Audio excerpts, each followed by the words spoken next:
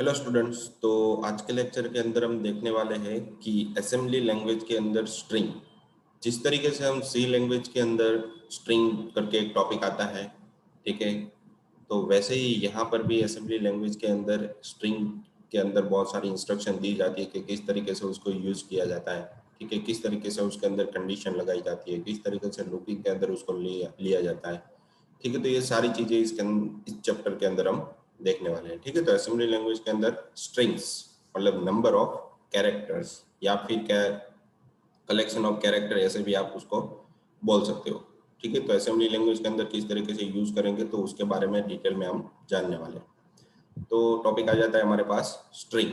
जैसे मैंने अभी बताया कि स्ट्रिंग मतलब क्या होता है कि नंबर ऑफ कैरेक्टर या फिर कलेक्शन ऑफ कैरेक्टर भी आप उसे बोल सकते हो, ठीक है। तो यहाँ पे लिखा हुआ है कि the variable length string can have as many character as required, मतलब उसको जितने कैरेक्टर की रिक्वायर्ड होगी वो उतने कैरेक्टर लेगा तो वो वन टाइप ऑफ एक स्ट्रिंग बन जाती है, ठीक है। Generally we specify the length of string by either of two types, two ways, दो तरीके से हम स्ट्रिंग की लेंथ को स्पेसिफाई कर सकते हैं। पहला टाइप है यहाँ पे एक्सप्लिसिटली स्टोरिंग स्ट्रिंग लेंथ, मतलब हम बाहर की साइड्स मतलब यूजर की साइड से भी हम स्ट्रिंग की लेंथ फिक्स करके देते हैं। या फिर यूजिंग अ सेंटिनल कैरेक्टर, मतलब उसके अंदर जो भी कैरेक्टर है वो वन टाइप ऑफ क्या रहेंगे, एक ASCII कोड के अंदर या BCD कोड के अंदर बाइनरी कोडेड डेसिमल के अंदर कन्वर्टेड रहेगा, मतलब जो सिस्टम है वो क्या समझेगा, ओनली फॉर नंबर ही समझने वाला है। पर यहाँ पे हम जो भी कैरेक्टर उसको दे रहे हैं वो क्या है कि वन टाइप ऑफ एक कैरेक्टर है, वन टाइप ऑफ सिंबल है, ठीक है। तो उस सिंबल को वो पहचान नहीं सकता, तो उसके लिए पहले से ही उसका एक कोड फिक्स होता है जिसे ASCII कोड बोला जाता है, उसकी मदद से ये सारी कैलकुलेशन प्रोसेसर कर सकता है या फिर असेंबली लैंग्वेज उसको समझ सकता है, ठीक है। तो दो अलग अलग वे दिए गए इसके। तो फर्स्ट ऑफ ऑल तो यहाँ पे दिया गया है कि we can store string length explicitly by using the dollar location counter, मतलब जितने भी उसके अंदर कैरेक्टर है उसको आपको गिनना है तो उसके लिए आपने डॉलर लगा दोगे, ठीक है। तो लोकेशन के वाइज तो वो कैरेक्टर को गिन के आपको दे देगा। उसका यहाँ पे नीचे एग्जाम्पल भी आपको सिंबल के फॉर्मेट में दिया हुआ है कि स्टार्टिंग में लिखा है कि मैसेज, उसके बाद DB, ठीक है, और वहां पे सिंगल कोट के अंदर लिखा है हेलो कॉमा वर्ड। लास्ट में कमेंट भी आपको दी गई है कि अवर डियर स्ट्रिंग, मतलब ये हमारी वन टाइप ऑफ एक असेंबली लैंग्वेज के अंदर स्ट्रिंग बनाई गई है जिसके अंदर समथिंग न्यूमेरिक टाइप के कैरेक्टर दिए गए, ठीक है। और उसको जो स्टोर करना है, किस मेमोरी एड्रेस पे स्टोर करना है, उसके लिए भी यहाँ पे आपको एक वन टाइप उसका मेमोरी एड्रेस दिया गया है कि 0xA।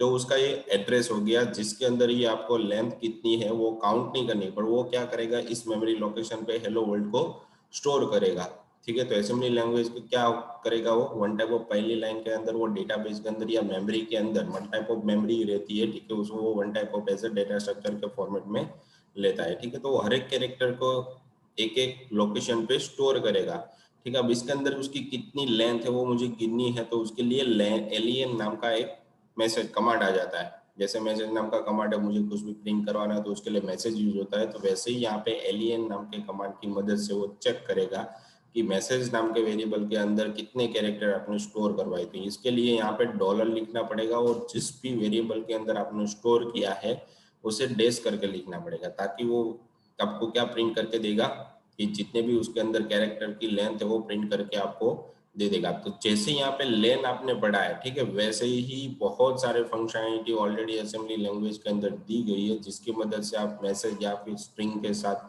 आप कोई भी प्रोसेस कर सकते हो, ठीक है। पर उसके लिए आपको क्या लगाना पड़ेगा, स्टार्टिंग में डॉलर लगाना पड़ेगा, ठीक है। तो यहाँ पे क्या दिया है, dollar point to the byte after last character of the string variable message, मतलब डॉलर कब लिखा जाता है कि वो लास्ट बाइट को कैलकुलेट करेगा, मतलब जो हर एक कैरेक्टर रहता है वो आपके पास वन टाइप ऑफ एक बाइट के फॉर्मेट है। जो यहाँ पे है H लिखा है वो एक बाइट है, E है वो एक बाइट है, क्योंकि एक कैरेक्टर को स्टोर करने के लिए एक बाइट की जरूरत पड़ती है। जैसे आपने सी लैंग्वेज में पढ़ा था वैसे ही यहाँ पर भी सेम एज इट इज होता है, ठीक है।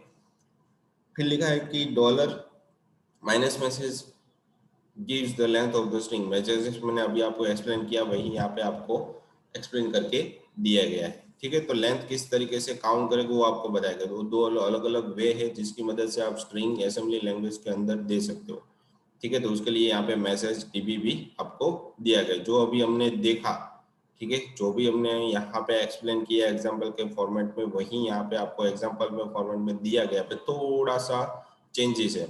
फर्स्ट लाइन तो यहाँ पे देखो सेम टू सेम है, message dB hello world 0xa, तो ये हमारी वन टाइप ऑफ स्ट्रिंग थी। उसकी लेंथ मुझे काउंट करवानी, तो उसके लिए यहाँ पे क्या दिया गया कि एलियन इक्वल टू 13, मतलब डायरेक्टली 13 आपको दिया गया। आप डायरेक्ट भी इस तरीके से भी लिख सकते हो। तो इसका ये अल्टरनेटिव्स है, ठीक है। क्या है ये वन टाइप ऑफ अल्टरनेटिव। ये क्या हो जाता है कि स्टैटिक डेटा हो जाता है, ठीक है। स्टैटिक डेटा मतलब क्या हो गया कि फिक्स आपने एक करके दे दिया है। अगर यहाँ पे आप स्ट्रिंग के अंदर कुछ भी हेलो लिखते हो तो यहाँ पे 5 कैरेक्टर, तो यहाँ पे आपको 13 नहीं रहेगा, जबकि वो आपका डायनेमिक लेंथ था। जितने भी मैसेज नाम के वेरिएबल के अंदर डेटा होगा उतना ही डेटा आपको कैलकुलेट करके देगा, इस तरीके से। तो ये one type of alternatives. You can store a string with a trailing sentinel character to delimit a string instead of storing a string length explicitly। मतलब बाहर की साइड से स्ट्रिंग को काउंट करना है, उसके अलावा फिक्स साइज से भी आप डेटा को चेकआउट कर सकते हो, मतलब फिक्स तरीके से उसकी लेंथ आप दे। तो ये हो गया अलग तरीके से, ये सेंटिनल मतलब फिक्स हो गया। और यहाँ पे आपको दिया गया है कि एक्सप्लिसिट मतलब डायनेमिकली आपको कैलकुलेट करना है, तो उसके लिए, ठीक है। तो यही आपको मैसेज दिया गया, message dB I am living it, और यहाँ पे 0, ठीक है। तो इस तरीके से आपको ये आउटपुट इनपुट आप दे सकते हो। तो ये स्ट्रिंग थी वन टाइप ऑफ। अब स्ट्रिंग की इंस्ट्रक्शन वो किस तरीके से कैलकुलेट होता है, तो उसकी भी वन टाइप ऑफ इंस्ट्रक्शन दी गई है। इस तरीके से आप उसके साथ कोई भी ऑपरेशन कर सकते हो, या फिर उसकी इंस्ट्रक्शन के बेस पे कोई भी डेटा को परफॉर्म करवा सकते हो आप, ठीक है। तो देखते हैं कि स्ट्रिंग इंस्ट्रक्शन के अंदर क्या क्या चीजें आती है। तो स्ट्रिंग इंस्ट्रक्शन मतलब वो किस तरीके से हमारी जो मेमोरी रहती है उसके अंदर किस तरीके से स्टोर होगा, किस और किस तरीके से उसको जब हम कैलकुलेट करवाते हैं या भी किसी भी तरीके की ऑपरेशन करवा से उसके साथ, तो किस तरीके से परफॉर्म करता है, तो वो सारी इंस्ट्रक्शन इसके अंदर दी गई। और कितनी साइज वो सारी मेमोरी के अंदर ऑक्यूपाई करता है वो सारी दी गई। तो ईच स्ट्रिंग इंस्ट्रक्शन में रिक्वायर अ सोर्स ऑपरेंड, मतलब वो कहाँ से आ रहा है, ठीक है, उसकी एक फिक्स सोर्स रहती है। फिर उसका डेस्टिनेशन ऑपरेंड, कहाँ पे उसको भेजना है, कौन से आउटपुट पे भेजना है, वो भी। जैसे आप सी लैंग्वेज के अंदर कोई भी प्रोग्राम करते हो, उसके लिए आप टर्बो यूज कर रहे हो या विजुअल कोड, तो उसका एक सोर्स उसके पास पहले से ही फिक्स रहता है, ठीक है। फॉर 32 बिट सेगमेंट, मतलब उसके अंदर जो भी आप डेटा भेजे वो one type of 32 bit segment के फॉर्मेट में सारा को, मतलब वो एक साथ आपके 4 बाइट भेज सकता है, ठीक है। और उसके हिसाब से वो सारा कैलकुलेट किया उसकी इंस्ट्रक्शन रीड आउट करेगा। String instruction use ESI and EDI register, मतलब दो अलग अलग तरीके के रजिस्टर। जैसे मैंने आपको पहले भी माइक्रो प्रोसेसर के टाइम पे बताया था कि इसके अंदर बहुत सारे अलग अलग तरीके के प्रोसेसर रजिस्टर यूज किए जाते हैं, ठीक है, जो अलग अलग वे से डेटा आ रहा है उसको वो मैनेज करके रखता है, ठीक है। Two point to the source and destination, मतलब कहाँ पे उसको भेजना है और कहाँ पे उसको कहाँ से लाना है, तो दोनों इस रजिस्टर के थ्रू सारा डिसाइड होता है, ठीक है। मतलब कौन सा इनपुट है और कौन से आउटपुट पे उसको भेजना है, वो सारा कुछ डिसाइड करता है ESI और EDI, मतलब दो अलग अलग, मतलब वो किस तरीके से आप एडिटर यूज करते हो उस पर डिपेंड रहता है। For 16 bit segment, however, SI and DI register are used, मतलब 16 बिट का आपके पास प्रोसेसर है तो उसके लिए ये SI और DI रजिस्टर का यूज होने वाला है सोर्स और डेस्टिनेशन के लिए, ठीक है। तो उसके लिए भी यहाँ पे बहुत सारे इंस्ट्रक्शन आपको दिए गए, ठीक है। तो there are 5 basic instruction for processing a string. जैसे मैंने आपको आगे बताया था कि प्रोसेस स्ट्रिंग के साथ किसी भी तरीके का ऑपरेशन करना हो या फिर प्रोसेस करनी हो, तो उसके लिए 5 तरीके के यहाँ पे अलग अलग इंस्ट्रक्शन दिए गए जो बेसिक है, ठीक है। तो यहाँ पे फर्स्ट ऑफ ऑल तो दिया गया है कि move, MOVS, this instruction move 1 byte, मतलब 1 बाइट, ठीक है, वो मूव करेगा। वर्ड और down double word of a data from memory location to another, मतलब एक मेमोरी लोकेशन में से वो डेटा को एक जगह से दूसरी जगह पे 1 बाइट के फॉर्मेट में ट्रांसफर करेगा, ठीक है। मतलब मूव का मतलब एक जगह से दूसरी जगह पर, मेमोरी लोकेशन फिक्स रहता है कि वहीं से उसको किसी दूसरी जगह पे इनपुट या आउटपुट पे भेजना है या फिर प्रोसेसर को देना है। फिर loads, LODS, this instruction load from memory, मतलब मेमोरी में से वो लोड होगा if the operand is of 1 byte, it is loaded into AL register, मतलब जो 1 बाइट का डेटा है मेमोरी के अंदर, वो AL नाम के रजिस्टर के अंदर पहले स्टोर होगा। If the operand is 1 word it is loaded into AX register, मतलब 1 वर्ड का होगा तो AX रजिस्टर के अंदर लोड होगा। अगर बहुत सारे वर्ड उसके अंदर एक साथ आ रहे हैं तो वो क्या करेगा, दूसरे रजिस्टर को यूज करेगा। ठीक है, तो डेटा पे डिपेंड रहता है कि कौन से रजिस्टर में वो एक साथ लोड हो रहा है।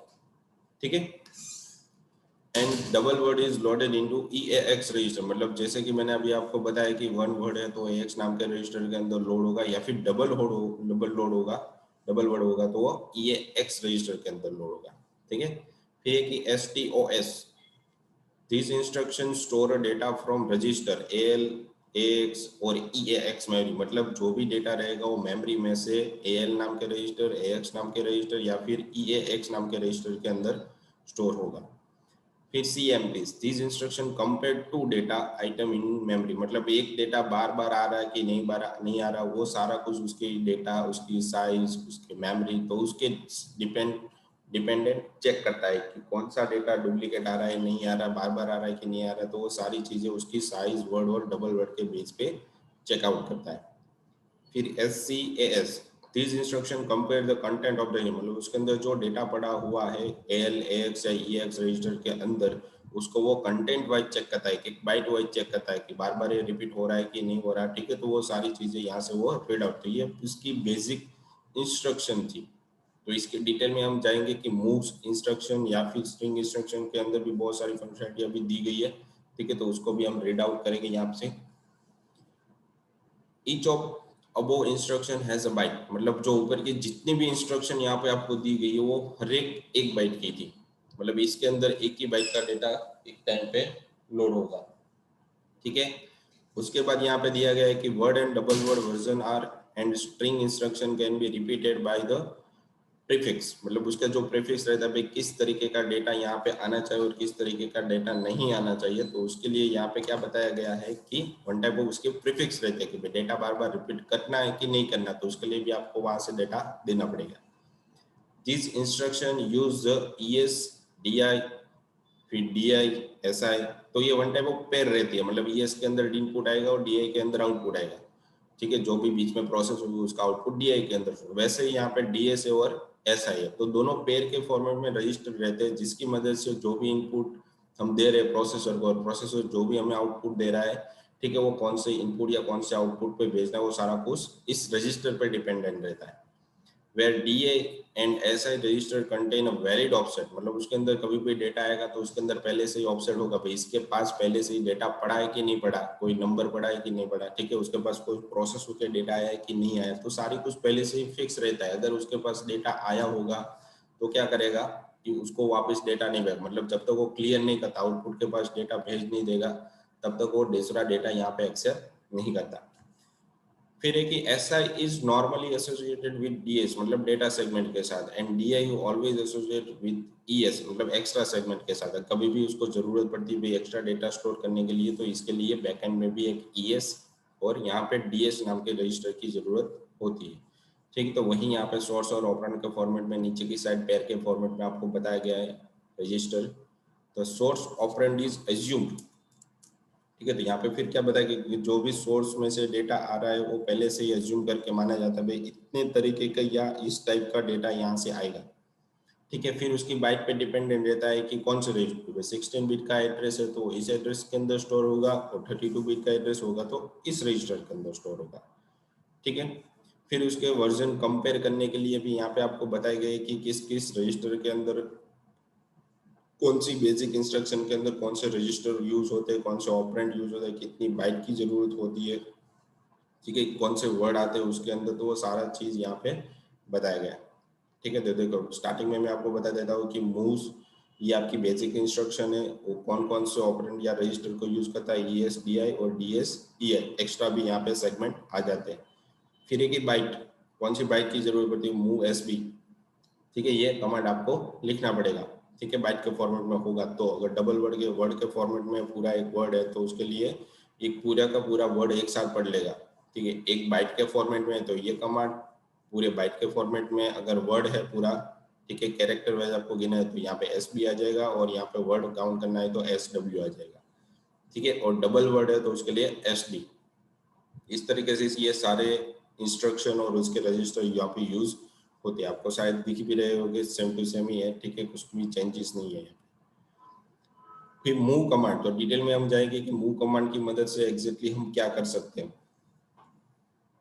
ठीक है, तो यहाँ पे बताया कि the moves instruction is used to copy a data item, मतलब जो भी उसके अंदर डेटा पड़ा हुआ है उसको वो वन टाइप ऑफ एक कॉपी करेगा डेटा को, और वो जो भी आइटम उसके पास रहेगी डेटा आइटम, उसको बाइट, वर्ड या डबल वर्ड, इन तीनों में से कोई भी डेटा, किसी भी तरीके का डेटा होगा उसको तो वो सोर्स के अंदर एज अ बाइट के फॉर्मेट में कन्वर्ट कर देगा। और डेस्टिनेशन पे भेजना है तो बीच में जो भी उसकी प्रोसेस हुई है उसके बाद जो भी उसका आंसर है वो वन टाइप ऑफ उस तरीके के रजिस्टर के अंदर 32 बिट का होगा तो उस एड्रेस, उस रजिस्टर के अंदर 60 बिट का होगा तो उस ESI या SI रजिस्टर के अंदर स्टोर कर देगा। ठीक है, तो वही यहाँ पे नीचे दिखाया गया है कि सोर्स और डेस्टिनेशन एग्जैक्टली कहाँ पे किस तरीके से स्टोर होता है और किस तरीके से यूज किए जाते हैं। ठीक है, तो प्रोग्राम असेंबली लैंग्वेज के अंदर जिस तरीके से मूव की कमांड की मदद से आपको बनाना है वो यहाँ पे नीचे एक्सप्लेन किया है। ठीक है, तो स्टार्टिंग टॉप तो पता ही है, सेक्शन डॉट टेक्स्ट, ठीक है, ग्लोबल मेन, और उसके बाद मेन स्टार्ट करना है। अब देखो यहाँ पे क्या बताया कि ECX मतलब ये काउंटर हो गया, और काउंटर के अंदर उसकी लेंथ पहले से डिफाइन करके नहीं रखी है, बाय डिफॉल्ट क्या रहेगी उसके अंदर डेटा 0 रहेगा। फिर यहाँ पे क्या बताया कि ESI नाम के रजिस्टर को यूज किया है क्योंकि ये डबल वर्ड के फॉर्मेट में रहेगा इसलिए, और उसके बाद PDI। तो हमारे पास दो यहाँ पे इंस्ट्रक्शन S1 और S2 दो स्ट्रिंग है, तो पहली स्ट्रिंग को ESI के अंदर स्टोर कर दिया और दूसरी स्ट्रिंग को EDI के अंदर स्टोर कर दिया। ठीक है, उसके बाद यहाँ पे वन टाइप ऑफ एक लेबल दिया है CLD, और उसके बाद क्या है कि रिप्लेस, ठीक है, क्या करवाया है, रिप्लेस मूव SB मतलब क्या हो जाता है हमारे पास पूरा वर्ड या फिर बाइट यहाँ पे काउंट कर रहा है। फिर क्या किया है कि 20 जो उसकी लेंथ है EDX की, ठीक है, वो ट्रांसफर करवाई। जैसे ही यहाँ पे एक कैरेक्टर काउंट हो जाएगा तो S2 के अंदर जो स्ट्रिंग रहेगी वो EX मतलब एक काउंटर के फॉर्मेट में कन्वर्ट करेगा, मूव करेगा। S2 के अंदर जो डेटा है ECX के अंदर आ गया काउंटर के फॉर्मेट में, उसके बाद EBX EAX, इस तरीके से सारा कुछ इनिशियलाइज होता है। तो यहाँ पे साइड में लिखा भी है, फाइल को डिस्क्रिप्ट करेगा, फाइल के अंदर प्रिंट करेगा, उसके बाद सिस्टम कॉल नंबर। ठीक है, तो इस तरीके से सारा डेटा कैलकुलेट किया जाएगा और लास्ट में आपको आउटपुट दे देगा जिस तरीके की भी आपके पास स्ट्रिंग की लेंथ होगी उतनी। ठीक है, तो मूव की मदद से आप डेटा को ट्रांसफर करके वो काउंट करते जाता है, कितना बाइट इसके अंदर या इसके वर्ड काउंट हुआ है, कितना कन्वर्ट हुआ है। ठीक है, तो वैसे ही यहाँ पे लोड्स के बारे में भी बताया गया था इन क्रिप्टोग्राफी। तो लोड्स का यूज कहाँ पे होता है कि किसी भी तरीके के डेटा को आप पास करवाते हो तो उस टाइम पे यहाँ पे क्या करना पड़ता है कि बहुत सारा डेटा हैक ना हो जाए, उसके लिए उसको इनक्रिप्टेड फॉर्मेट में ट्रांसफर किया जाता है, जो काम किसका रहता है, लोड्स का। ठीक है, तो यहाँ पे दिया गया कि in cryptography Caesar cipher is one of the simplest non encryption technique, मतलब ये time one type of encryption technique, मतलब बीच में कभी भी आप डेटा पास आउट करोगे तो क्या करेगा, आपको कन्वर्ट करके दे देगा सारा डेटा, और जब भी आपका आउटपुट आएगा तो वो आपको एकदम परफेक्ट फॉर्मेट में मिलेगा, जिस तरीके का इनपुट दिया उसी तरीके से आपको आउटपुट मिलेगा।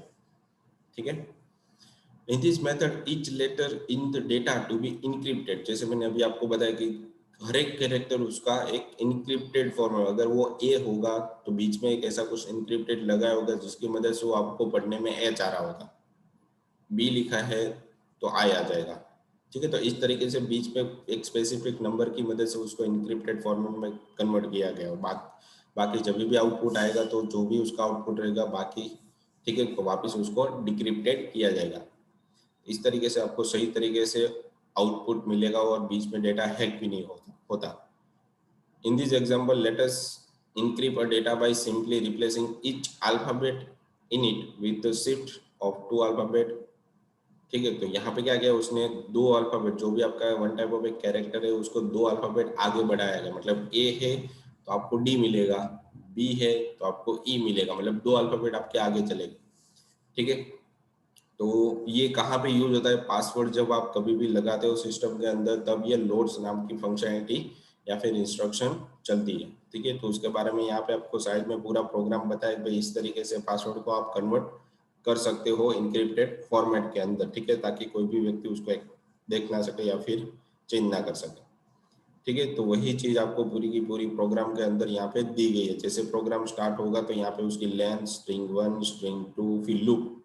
जब तक एक एक कैरेक्टर यहाँ पे चेंज नहीं होता था तब तक ये लूप आपकी घूमती। तो लूप हियर क्या है, वो आपकी वन टाइप ऑफ यहाँ पे लेबल बताया गया है, ठीक है, जो बार बार यहाँ से घूमता रहेगा। देखो लूप यहाँ पे लिखा है तो लूप ईयर के बाद यहाँ पे चला जाएगा वापस यहाँ पे, जब तक डेटा सारा कुछ सारा जितने भी कैरेक्टर है उसके अंदर दो दो बाइट शिफ्ट नहीं हो जाते। देखो यहाँ पे ऐड किया है, ठीक है। तो एल रजिस्टर के अंदर जो भी आपने इंस्ट्रक्शन दी होगी, मतलब जो भी डेटा दिया है उसको 2 बाइट आगे बढ़ा देगा और स्टोर्स एसबी के अंदर स्टोर कर देगा, जो आगे हम देखने वाले हैं, ठीक है। फिर बाकी के प्रोसेस सेम टू सेम है, उसके अंदर कितने कैरेक्टर वो काउंट करके आपको यहाँ से वो दे देगा, ठीक है। तो आपने सब तक यहाँ पे पासवर्ड दिया हुआ है तो उसकी लेंथ कितनी वो आपको नीचे की साइड दे रहा है, ठीक है। और लूप के अंदर भी हर एक इनक्रिप्टेड फॉर्मेट, तो इस तरीके से आप डेटा को इनक्रिप्टेड फॉर्मेट में भी रख सकते हो, ठीक है, लूप की मदद से। फिर है कि CMPS। CMPS मतलब आपको कंपेयर करवाना है दो अलग अलग स्ट्रिंग को, ठीक है। तो उसके लिए दो अलग अलग टाइप के रजिस्टर की आपकी जरूरत पड़ेगी, क्योंकि दोनों को स्टोर करके रखना पड़ेगा एक साथ, ठीक है। तो हमें यूज नहीं करना, बाकी सिस्टम के अंदर बाय डिफॉल्ट वैसी फंक्शनलिटी दी गई है जिसकी मदद से सारी जितने भी डेटा आपको मिल रहे वो आपको सही से स्टोर हो जाएगी, ठीक है। तो हमें क्या जरूरत होती है उसके अंदर वो यहाँ पे बताया गया है, ठीक है। तो यहाँ पे साइड में आपको प्रोग्राम भी बताया गया है कि आपको कंडीशन चेक करना है, तो उसके लिए हमने जंप नाम के इंस्ट्रक्शन के भी यूज किया था, ठीक है, जो कल ही शायद हमने पढ़ा था, ठीक है। तो उसकी प्रोग्राम भी यहाँ पे बताई गई है आपको। तो वो भी चीज यहाँ पर है कि पहले तो यहाँ पे S1 नाम के डेटा को ट्रांसफर किया, फिर S2 स्ट्रिंग को ट्रांसफर किया, फिर लेंथ 2, ठीक है, जो भी दूसरी स्ट्रिंग थी उसको यहाँ पे काउंट करवा लिया। फिर यहाँ पे रिपीटेशन दिया है कि कंपेयर SB, मतलब जितने भी वर्ड है वो रिपीट तो नहीं हो रहे। फिर JECX मतलब ये इक्वल टू, ये आपका लेबल है, जंप व्हेन ECX 0, मतलब जब तक ये 0 नहीं होगा GCX तब तक ये घूमता रहेगा। तो यहाँ पे उसकी फॉलो भी दिखाई देगा, if not equal then following code. अगर इक्वल टू नहीं है दोनों स्ट्रिंग तो ये कोड चलेगा, अगर दोनों इक्वल टू है तो ये कोड चलने वाला है। तो यहाँ पे बीच में देखो इक्वल, ये आपको वन टाइप ऑफ क्या दिया गया है कि लेबल दिया गया है, वैसे ही यहाँ पर मेन नाम का लेबल दिया गया है, ठीक है। तो इस तरीके से लेबल के फॉर्मेट में सारा कुछ वर्कआउट यहाँ तो जैसे ही आपकी प्रोग्राम खत्म होती है तो लास्ट में यहाँ पे एग्जिट है, तो इफ एल्स इस तरीके से यहाँ पे यूज होती है, ठीक है। और कंपेयर आप इस तरीके से दो अलग अलग स्ट्रिंग को करवा सकते हो। तो यहाँ पे दोनों को यहाँ पे लैन एनईक्यू और यहाँ पे मैसेज एनईक्यू इस तरीके से कंपेयर करवाया गया पे कितने कैरेक्टर उसके अंदर है या किस तरीके से स्टोर कर सकते हो और किस तरीके से नहीं कर सकते। कंपेयर नाम की प्रोग्राम के लिए, मतलब दो स्ट्रिंग को चेक करवाना, उसके लिए ये प्रोग्राम आपको यहाँ से अच्छी तरीके से दिया गया है। देखो असेंबली लैंग्वेज के प्रोग्राम बहुत ही टफ होते हैं, आपको एक एक लाइन या एक एक वर्ड आपको उसको समझना पड़ेगा, तभी आपको ये असेंबली लैंग्वेज समझ में आएगी, ठीक है। अगर आपको डिटेल में जाना है तो इसकी बहुत सारी फंक्शनलिटी अलग से नेट पे मिल जाएगी, उस पर आप डिपेंड कर सकते हो, फाइंड आउट कर सकते हो ये वर्ड क्या करता है, ये वर्ड क्या करता है, तो इस तरीके से सारा कुछ फाइंड आउट कर सकते हो, ठीक है। बाकी बेसिक चीज तो मैंने आपको यहाँ से बता दी है, ठीक है।